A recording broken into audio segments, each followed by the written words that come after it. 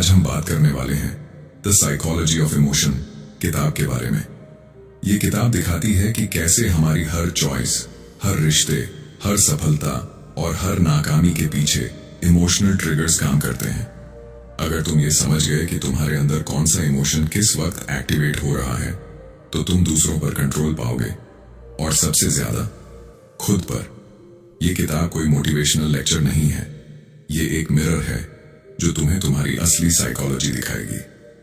Chapter 1, the illusion of logic. तुम सोचते हो कि तुम लॉजिकल इंसान हो। तुम्हें लगता है कि तुम्हारे सारे डिसीजंस दिमाग से आते हैं, लेकिन सच ये है कि तुम्हारा दिमाग बस एक लॉयर है। लॉयर का काम क्या होता है? एविडेंस गढ़ना, जस्टिफिकेशन देना और हर चीज को सही ठहराना। तुम्हारा दिमाग भी यही करता है। असल में डिसीजन लेने वाला दिमाग नहीं है, डिसीजन लेने वाला तुम्हारा इमोशन है। सोचो जरा, एग्जाम की रात क्यों पढ़ने बैठते हो? क्योंकि डर लगता है। क्रश सामने क्यों चुप हो जाते हो? क्योंकि शर्म आती है। इंसल्ट मिलने पर क्यों गुस्से में चिल्ला देते हो? क्योंकि ईगो जलती है। यहां कहीं लॉजिक था क्या? लॉजिक बाद में आया, ताकि तुम्हें लगे कि तुमने सही किया। तुम लड़ाई कर बैठे, फिर दिमाग जस्टिफिकेशन देगा, उसने पहले प्रोवोक किया था। तुम आलस कर गए, फिर दिमाग बोलेगा, आज तो एनर्जी ही नहीं थी। तुम किसी से झूठ बोलाए और दिमाग तुरंत बोलेगा, उसका भला करने के लिए बोला। यानी दिमाग वकील है, जज नहीं। जज इमोशन है जो तुरंत फैसला कर देता है, गिल्टी या नॉट गिल्टी। अब ये इल्यूजन डेंजरस क्यों है? क्योंकि तुम्हें लगता है कि तुम लॉजिकल सोचते हो, तुम्हें लगता है कि तुम अपने फैसले कंट्रोल करते हो, लेकिन असल में तुम पपेट हो और डोर पकड़कर बैठा है तुम्हारा इमोशन। तुम्हारा लॉजिक बस डेकोरेशन है ताकि तुम्हें गिल्ट ना लगे। एग्जाम्पल देखो, एक आदमी दुकान पर जाता है, वो घड़ी खरीदना चाहता है लेकिन महंगी है। इमोशन कहता है, ये घड़ी ले ले, पहनकर तू स्मार्ट लगेगा, लोग इंप्रेस होंगे। डिसीजन वही हो गया। अब लॉजिक एक्टिवेट होता है, अच्छी क्वालिटी है, सालों चलेगी, इन्वेस्टमेंट है। लेकिन सच, वो घड़ी ईगो ने खरीदी, क्वालिटी का तो बाद में एक्सक्यूज बना। रिलेशनशिप में भी यही होता है। तुम किसी इंसान को पसंद करने लगते हो, क्यों? बिकॉज तुम्हें उसके साथ अच्छा फील होता है। बस डिसीजन हो गया। अब लॉजिक बोलेगा, वो बहुत केयरिंग है, इंटेलिजेंट है, मेरे लिए परफेक्ट है। लेकिन अगर कल वही इंसान तुम्हें इग्नोर कर दे, तो वही दिमाग बोलेगा, वो एरोगेंट है, मेरे लायक नहीं। मतलब लॉजिक बदलता है, इमोशन नहीं। प्रॉब्लम यह है कि सोसाइटी तुम्हें सिखाती है, सोच समझकर डिसीजन लो, लेकिन तुम्हारे सारे डिसीजंस पहले ही हो चुके होते हैं, सोच समझकर नहीं। तुम बस उन्हें एक्सप्लेन करते हो, इसलिए बार बार गलतियां रिपीट होती हैं। तुम्हें लगता है तुम प्लान बना रहे हो, लेकिन असल में तुम इमोशन ड्रिवन पैटर्न रिपीट कर रहे हो। अब सवाल उठता है, इसका सॉल्यूशन क्या है? क्या इंसान इमोशन फ्री हो सकता है? नहीं, इंसान मशीन नहीं है, लेकिन इंसान अवेयर हो सकता है। अवेयरनेस का मतलब है, जब भी कोई डिसीजन लो, खुद से पूछो, ये चॉइस मैंने सच में लॉजिक से ली है या इमोशन ने पहले से फैसला कर लिया है। जैसे अगर तुम बिजनेस शुरू करना चाहते हो, तो खुद से पूछो, क्या सच में ये बिजनेस काम करेगा या मैं बस जल्दी अमीर दिखना चाहता हूं? अगर तुम जिम ज्वाइन कर रहे हो, तो पूछो, क्या सच में मैं हेल्थ इंप्रूव करना चाहता हूं या बस बॉडी दिखाकर दूसरों को इंप्रेस करना चाहता हूं? ये सवाल तुम्हें अनकंफर्टेबल करेंगे, क्योंकि सच ये है कि तुम्हारे 80% डिसीजंस दूसरों को दिखाने के लिए होते हैं, खुद के लिए नहीं। तुम्हें जॉब चाहिए, क्यों? पैसे और रिस्पेक्ट के लिए। रिस्पेक्ट किससे? सोसाइटी से। तुम्हें ब्रांडेड कपड़े चाहिए, क्यों? दूसरों की नजरों के लिए। तुम्हें सोशल मीडिया पर पोस्ट डालनी है, क्यों? लाइक्स और वैलिडेशन के लिए। यानी तुम्हारी जिंदगी का रिमोट दूसरों के हाथ में है और तुम इल्यूजन में हो कि मैं लॉजिकल हूं। लेकिन सच्ची ताकत तब आएगी जब तुम इस इल्यूजन को पहचान लोगे, जब तुम एडमिट कर लोगे कि हां, मेरा पहला डिसीजन हमेशा इमोशन से होता है, और फिर कॉन्शियसली सोचोगे कि क्या वो इमोशन सही दिशा में है या नहीं। इमोशन तुम्हें फायर देता है, लॉजिक तुम्हें उस फायर का रास्ता दिखा सकता है। लेकिन अगर फायर ही गलत दिशा में है तो लॉजिक सिर्फ तुम्हें तेजी से बर्बादी की तरफ ले जाएगा। तो लेसन सिंपल है, तुम्हारा दिमाग सर्वेंट है, मास्टर नहीं। मास्टर है तुम्हारा इमोशन। और जब तक तुम ये मानते रहोगे कि तुम प्योर लॉजिकल इंसान हो, तब तक तुम अपने ही इल्यूजन्स के गुलाम रहोगे। Chapter 2, the slave of emotions. ज्यादातर लोग अपनी जिंदगी में किसी न किसी इमोशन के गुलाम हैं।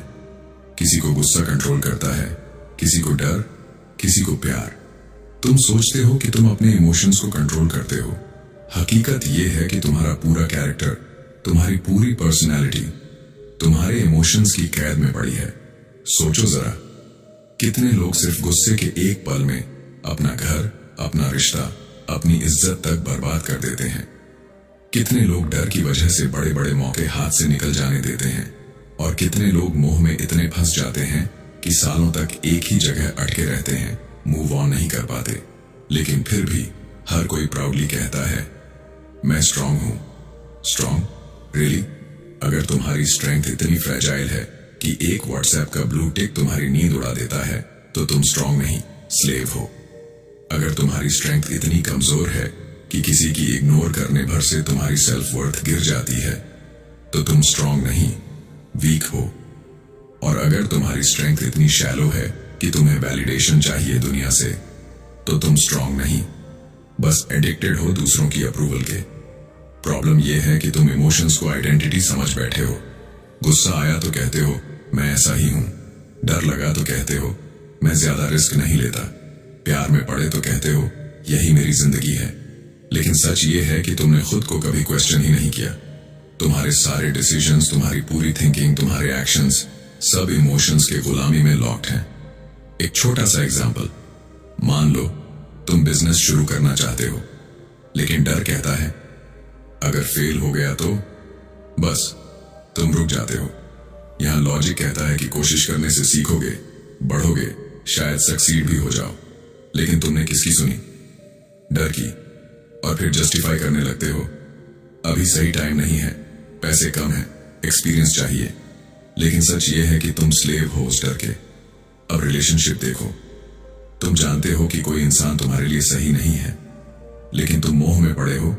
अटैचमेंट ने तुम्हें जकड़ रखा है। तुम कहते हो वो बदल जाएगा, सब ठीक हो जाएगा। लेकिन डीप डाउन तुम्हें पता है कि तुम खुद को बर्बाद कर रहे हो। फिर भी तुम वही गलती रिपीट करते हो, क्योंकि तुम उस मोह के गुलाम हो। गुस्सा भी यही करता है। गुस्से का गुलाम इंसान सोचता है कि वो पावरफुल है, लेकिन सच ये है कि गुस्सा उसकी वीकनेस का प्रूफ है। पावरफुल इंसान वो है जो खुद पर कंट्रोल रख सके। लेकिन ज्यादातर लोग गुस्से के एक स्पार्क से फट पड़ते हैं और बाद में पछताते हैं, लेकिन तब तक डैमेज हो चुका होता है। इमोशंस इंसान को ड्राइव जरूर करते हैं, लेकिन प्रॉब्लम तब शुरू होती है जब इंसान खुद को ड्राइवर समझता है, जबकि स्टीयरिंग इमोशंस के हाथ में है। इमेजिन करो, कार चल रही है, तुम पीछे बैठे हो, इमोशंस ड्राइवर हैं। गुस्सा एक्सेलरेट करता है, डर ब्रेक लगाता है और मोह स्टीयरिंग घुमा देता है। तुम सोचते हो कि डेस्टिनेशन तुमने चुना है, लेकिन असल में तो तुम पैसेंजर हो। अब सवाल यह है, क्या इमोशंस बुरे हैं? नहीं, इमोशंस जरूरी हैं, लेकिन गुलामी किसी की भी जर होती है। तुम्हें इमोशंस को समझना है, कंट्रोल करना है, यूज करना है, ना कि उनका स्लेव बनना है। स्ट्रॉन्ग इंसान वो नहीं है जिसे इमोशंस ना आते हो।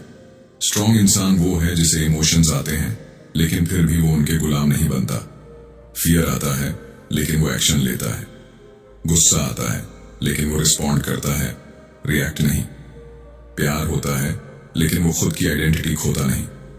तुम्हें एक सिंपल टेस्ट दूं, नेक्स्ट टाइम जब तुम्हें कोई ट्रिगर करे, इंसल्ट कर दे, इग्नोर कर दे या गुस्सा दिला दे, तो तुरंत रिएक्ट मत करना।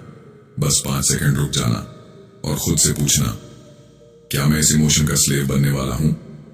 अगर तुम रुक गए तो तुम मास्टर हो। अगर रिएक्ट कर बैठे तो फिर से वही गुलामी रिपीट हो गई। सच्चाई यह है कि दुनिया के 90% लोग इमोशंस के गुलाम हैं, और गुलाम कभी फ्रीडम एंजॉय नहीं कर सकता। तुम्हें लगता है तुम फ्री हो, लेकिन तुम फ्री नहीं हो। तुम्हें बस सही बटन दबाने की देर है और तुम्हारा मूड, तुम्हारा बिहेवियर, तुम्हारा पूरा दिन बदल जाता है। Think about it. तुम्हें प्रेज मिलती है, तुम खुश हो जाते हो। तुम्हें क्रिटिसिज्म मिलती है, तुम टूट जाते हो। मतलब तुम्हारे अंदर कोई कंट्रोल नहीं है, तुम्हारा रिमोट दुनिया के हाथ में है। तो चॉइस तुम्हारे पास है, स्लेव बने रहो, हर बार इमोशन ट्रिगर हो और तुम डांस करो, या फिर मास्टर बनो।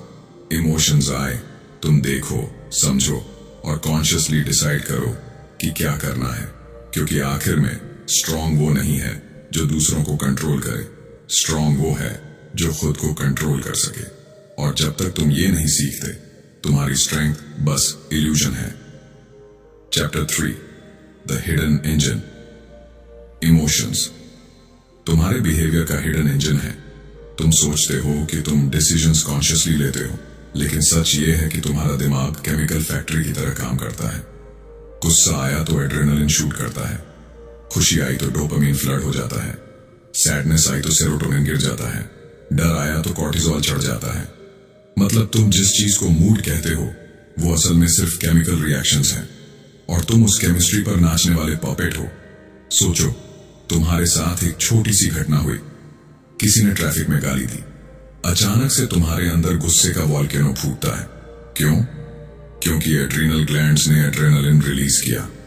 अब तुम्हारे मसल्स टेंस हो गए, दिल तेजी से धड़कने लगा और तुम्हारा दिमाग सिर्फ रिटेलिएशन सोचने लगा।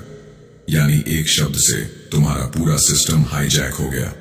अब दूसरी साइड देखो, तुम्हें एग्जाम में अच्छे मार्क्स मिल गए, तुम्हारा दिमाग डोपामीन रिलीज करता है। सडनली तुम्हें लगने लगता है कि पूरी दुनिया परफेक्ट है। उसी खुशी में तुम दोस्तों को ट्रीट देते हो, नए कामों में जंप करते हो। एक केमिकल ने तुम्हारे एक्शन बदल दिए। सैडनेस भी यही खेल खेलता है। जब सेरोटोनिन नीचे गिरता है तो तुम्हें लगता है सब मीनिंगलेस है। वही काम जो कल तुम्हें एक्साइटिंग लगता था, आज तुम्हें बोझ जैसा लगता है। और डर, कॉर्टिसोल का खेल। फ्यूचर के बारे में सोचते ही स्ट्रेस हार्मोन बढ़ जाता है और तुम्हें लगता है कि तुम फेल हो जाओगे, भले ही अभी कुछ हुआ ही ना हो। ये हिडन इंजन इतना पावरफुल है कि वो तुम्हारे पूरे बिहेवियर को डिजाइन करता है। तुम्हें लगता है कि तुम लॉजिकल हो, लेकिन असल में तुम्हारा लॉजिक भी उसी केमिकल इम्बैलेंस के हिसाब से काम करता है। अगर डोपामीन हाई है तो तुम रिस्क लेने वाले डिसीजंस लोगे, अगर कॉर्टिसोल हाई है तो तुम सेफ खेलोगे। यानी तुम्हारे सारे स्मार्ट चॉइसेस भी बायोकेमिकल लॉटरी का रिजल्ट है। प्रॉब्लम यह है कि तुम इस सिस्टम को समझे बिना स्लेव बने रहते हो।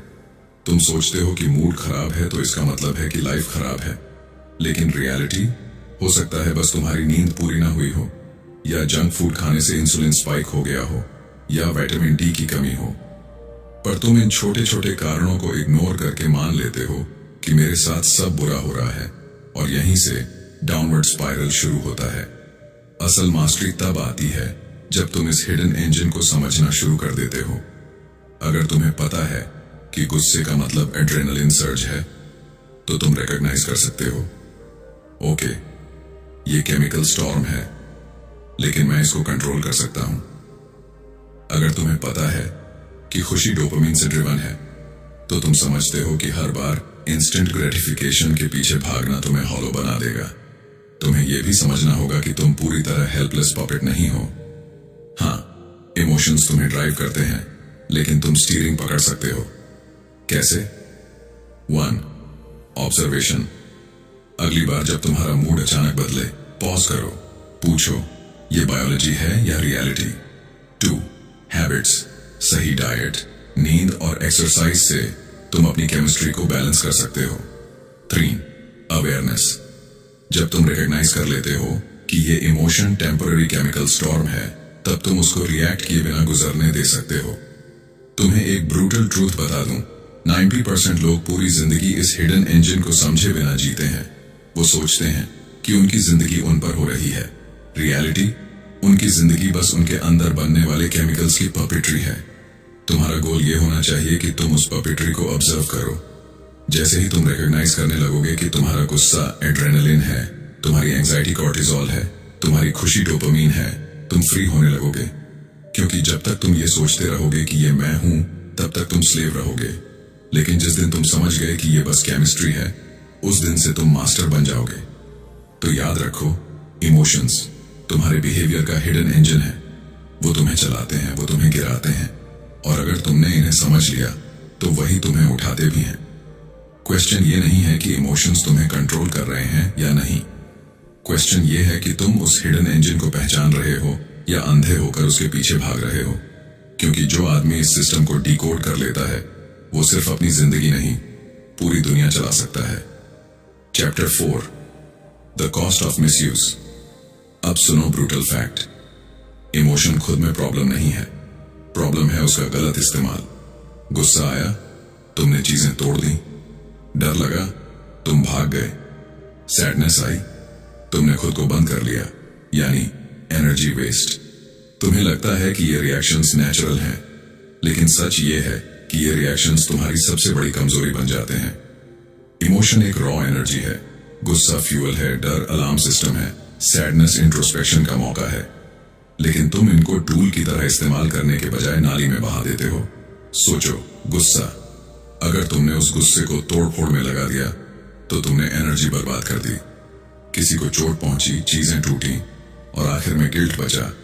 लेकिन अगर वही गुस्सा तुमने वर्कआउट में, बिजनेस हसल में या किसी इनजस्टिस को खत्म करने में लगाया तो वही गुस्सा तुम्हारी ताकत बन जाता। एनर्जी वेस्ट नहीं, एनर्जी वेपन। डर भी ऐसा ही है। डर का असली मकसद तुम्हें अलर्ट करना है, डेंजर आने से पहले तुम्हें रेडी करना है। लेकिन तुम क्या करते हो? डर लगते ही भाग जाते हो, अपॉर्चुनिटीज खो देते हो, रिस्क अवॉइड करते करते मीडियोक्रिटी में फंस जाते हो। रियलिटी यह है कि डर तुम्हें कमजोर नहीं करता, तुम खुद डर से भागकर खुद को कमजोर बनाते हो। अगर डर को सिग्नल मानकर तैयारी कर लो तो वही डर तुम्हें शार्पन कर देगा। सैडनेस भी देखो, ये इमोशन तुम्हें रोक कर सोचने पर मजबूर करता है। ये तुम्हें बताता है कि कुछ गलत है, कुछ बदलना है। लेकिन तुम क्या करते हो? दरवाजा बंद, सोशल आइसोलेशन, खुद को कैद। सैडनेस का एनर्जी यूज करना चाहिए self reflection, art, deep work में।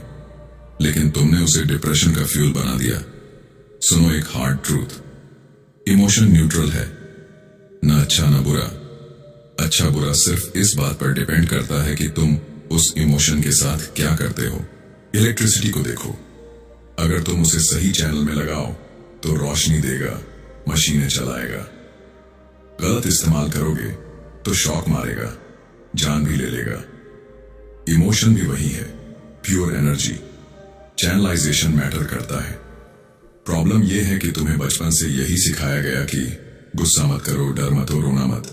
मतलब तुमसे एनर्जी को दबाने को कहा गया। और जब एनर्जी दबती है तो या तो अंदर ही अंदर सड़ती है या अनकंट्रोल्ड बाहर फूटती है। दोनों हालत में नुकसान तुम्हारा है।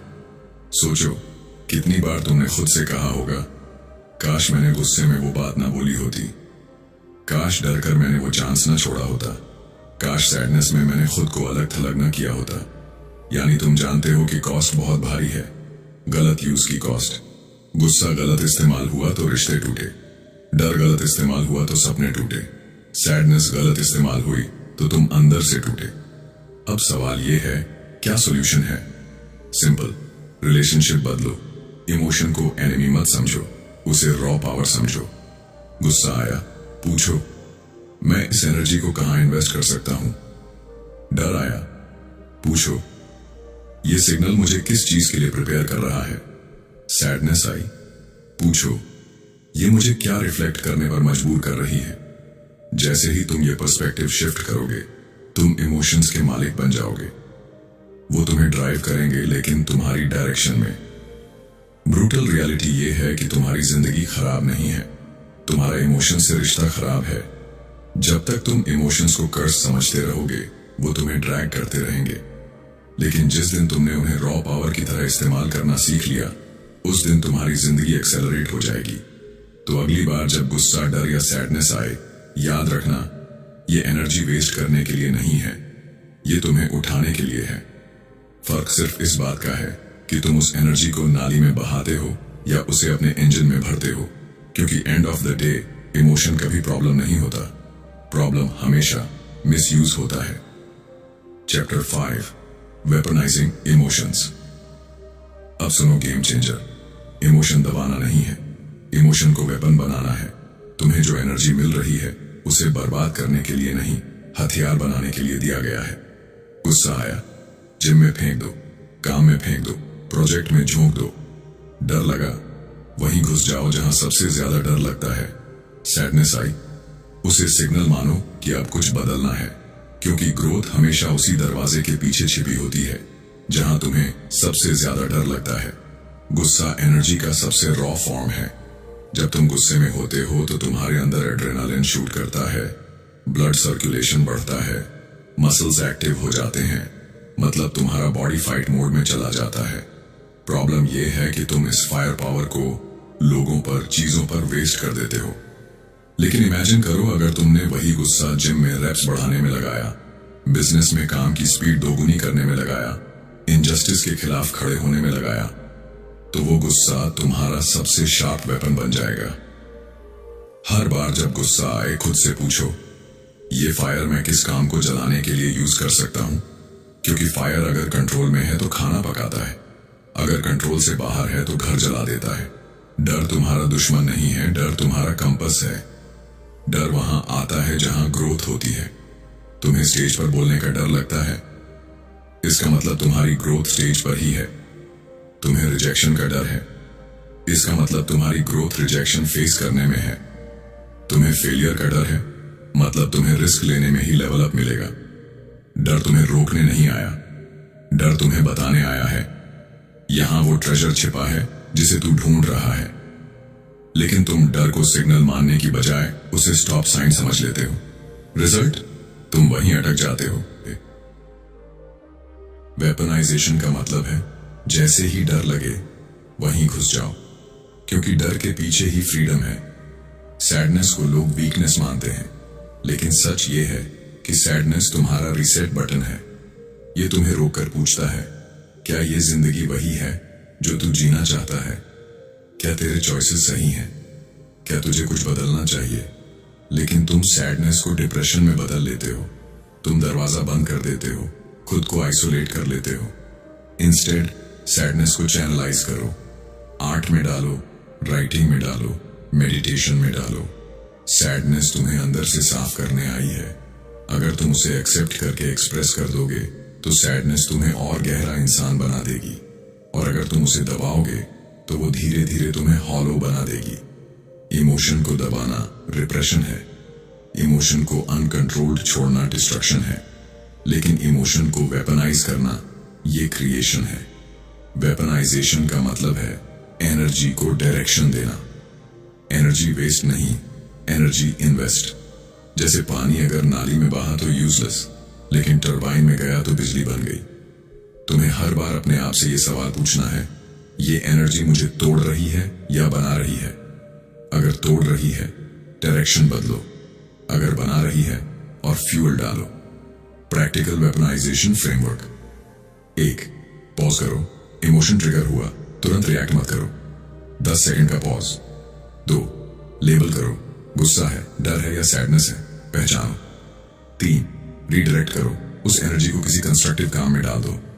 गुस्सा, physical work, tough task, hustle. डर, action in the same direction. Sadness, self reflection, creativity, habit change. चोर, रिपीट करो। हर बार ये साइकिल फॉलो करने से ब्रेन रिवायर होगा। धीरे धीरे तुम्हारा सबकॉन्शियस सीख जाएगा कि इमोशन वेस्ट नहीं करना, उसे वेपन बनाना है। तुम सोचते हो कि सक्सेसफुल लोग बिना इमोशन के होते हैं? गलत। सक्सेसफुल लोग अपने इमोशंस को अपने लिए काम करवाते हैं। माइकल जॉर्डन ने अपने गुस्से को गेम में वेपन बनाया। एंटरप्रेन्योर्स ने अपने डर को रिस्क लेने का फ्यूल बनाया। आर्टिस्ट्स ने अपनी सैडनेस को मास्टरपीसेस में बदला। तुम्हारे पास भी वही फायर है, वही डर है, वही सैडनेस है। प्रॉब्लम यह है कि तुमने उसे नाली में बहा दिया है और फिर कहते हो मुझे मौका नहीं मिला। सच ये है कि तुम्हारे पास मौका था, तुम्हें सिर्फ वेपन बनाना नहीं आया। इमोशन तुम्हारा सबसे खतरनाक दुश्मन भी है और सबसे पावरफुल हथियार भी। ये डिपेंड करता है कि तुम उसे कंट्रोल करते हो या वो तुम्हें। तो अगली बार जब इमोशन ट्रिगर हो तो याद रखना, ये सिग्नल है, ये फ्यूल है, ये वेपन है। गुस्सा, काम में झोंक दो। डर, वहीं एक्शन लो। सैडनेस, बदलाव का रीसेट मानो, क्योंकि ग्रोथ हमेशा उसी दरवाजे के पीछे है जहां तुम्हें डर लगता है। और जीत हमेशा उसी के हिस्से में आती है जिसने अपने इमोशंस को वेपन बना लिया है। Chapter 6 the mirror of life. जिंदगी कोई रैंडम एक्सीडेंट नहीं है, ये तुम्हारे अंदर चल रहे इमोशंस का सीधा सीधा रिफ्लेक्शन है। मतलब बाहर जो दुनिया तुम्हें दिख रही है वो तुम्हारे अंदर की बार बार दोहराई जाने वाली फीलिंग्स का मिरर इमेज है। सोचो, अगर तुम हमेशा इनसिक्योर फील करते हो तो तुम्हारी दुनिया भी तुम्हें इनसिक्योर ही दिखेगी।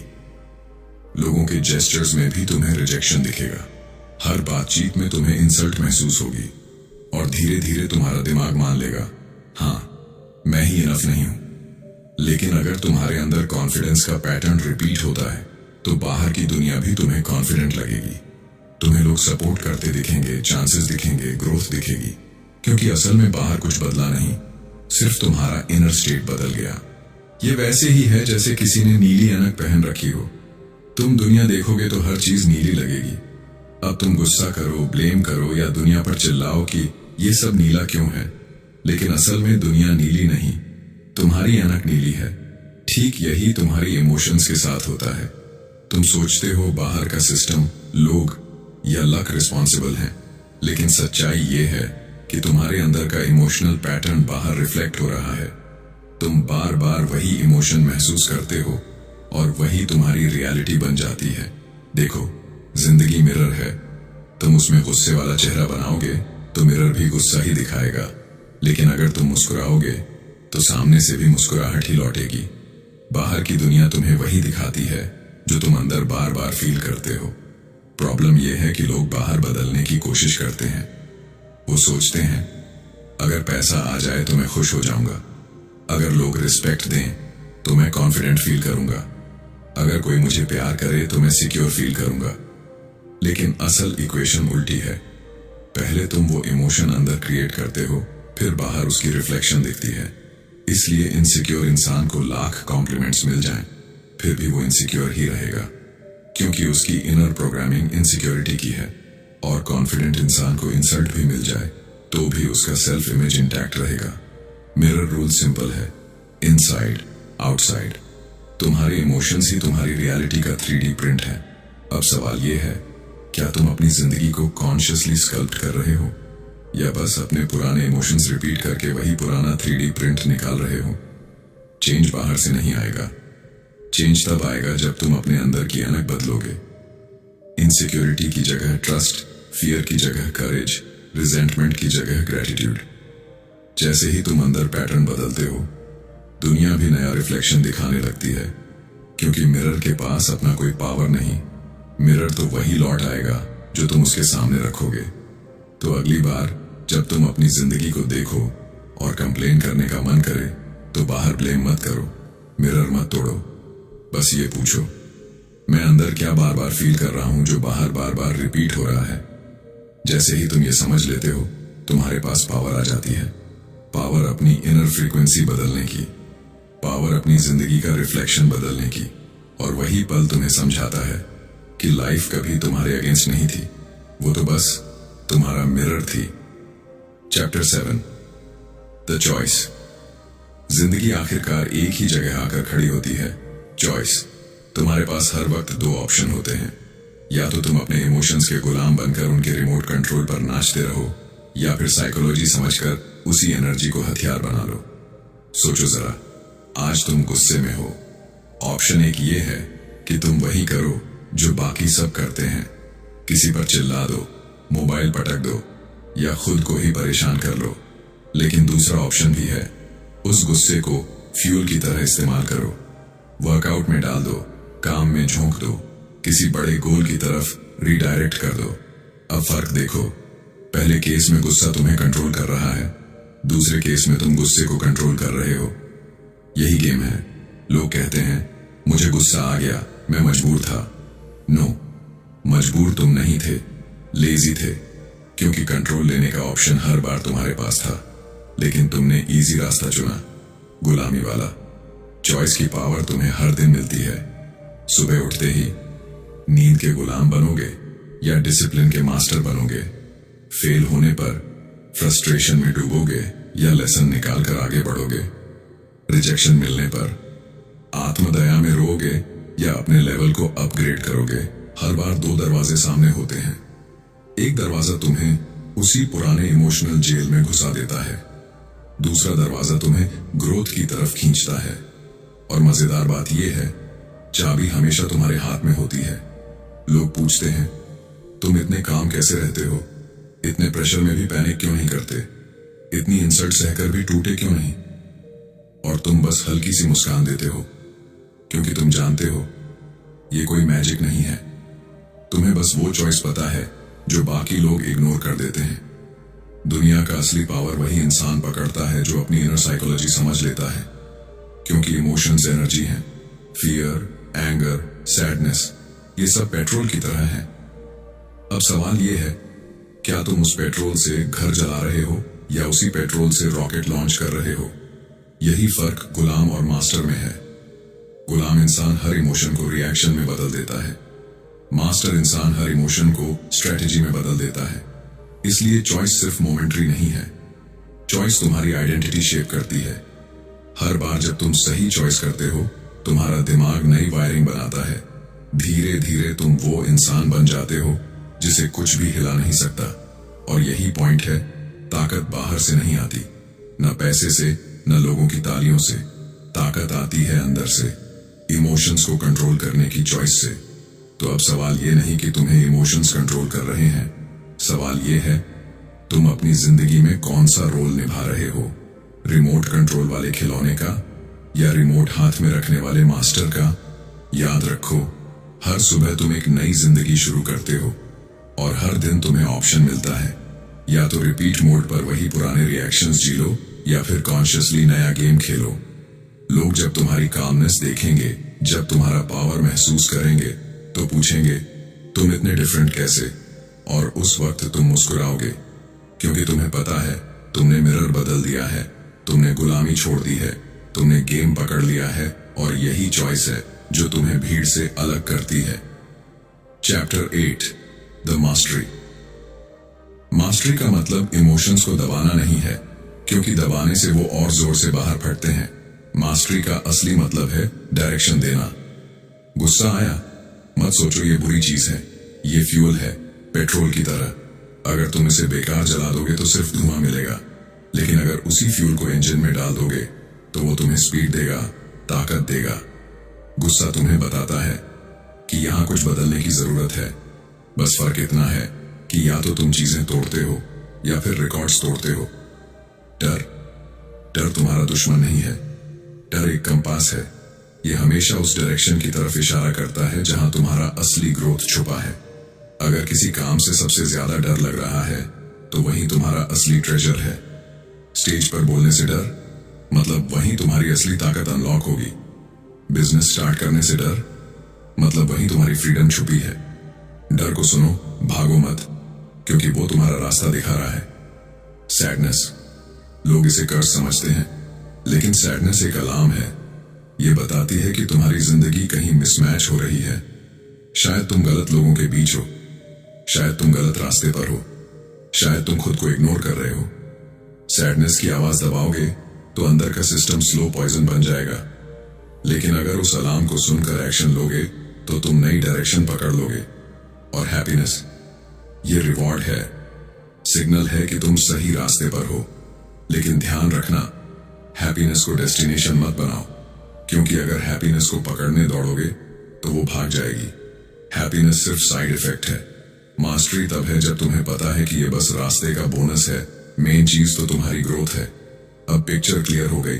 गुस्सा हाइन फ्यूल, डर कंपास, सैडनेस हाइन अलार्म, हैप्पीनेस हाइन रिवॉर्ड। जब ये मैपिंग समझ आ जाती है तो गेम पलट जाता है। अब तुम इमोशंस के गुलाम नहीं, उनके मास्टर बन जाते हो। बाकी लोग पैनिक करेंगे, तुम स्ट्रेटेजी बनाओगे। बाकी लोग ब्रेक डाउन लेंगे, तुम ब्रेक थ्रू लाओगे। यही है असली मास्टरी, और यही वो स्टेज है जहां जिंदगी तुम्हारे हिसाब से चलने लगती है। किताब का अंत हमें एक ब्रूटल सच दिखाता है, जिंदगी तुम्हारे इमोशंस को इग्नोर नहीं करती, वो हमेशा मिरर बनकर तुम्हारे सामने खड़ी रहती है। अगर तुम अंदर से ब्रोकन हो तो बाहर की दुनिया भी टूटे हुए पीसेस जैसी लगेगी। अगर तुम अंदर से स्टेबल और मास्टर हो तो दुनिया भी तुम्हारे कंट्रोल में दिखेगी। डेविड लीबरमैन का फाइनल मैसेज सिंपल लेकिन पावरफुल है। तुम्हें अपनी इमोशंस के मास्टर बनना ही पड़ेगा, क्योंकि अगर तुमने उन्हें कंट्रोल नहीं किया तो वो तुम्हारी जिंदगी को कंट्रोल कर लेंगे। यानी एंड में किताब ये बताती है कि मास्टरी कोई लग्जरी नहीं है, ये सर्वाइवल है। जो ये स्किल सीख लेता है वो अनबीटेबल बन जाता है, और जो नहीं सीखता वो जिंदगी भर दूसरों के हाथ का खिलौना बनकर रह जाता है। तो अब सवाल ये है, क्या तुम अपने इमोशंस को हथियार बनाओगे या उनकी जंजीरों में कैद रहोगे? चॉइस तुम्हारे हाथ में है, और यही है द साइकोलॉजी